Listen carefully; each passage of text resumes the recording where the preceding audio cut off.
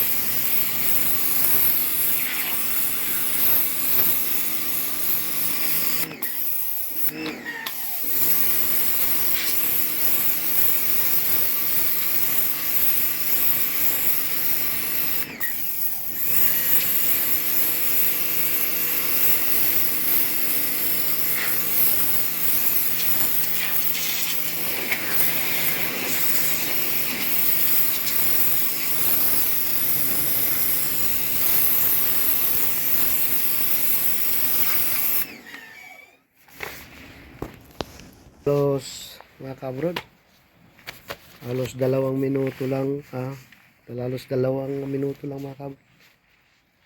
Ang isang box ay isang so ganun kalakas so,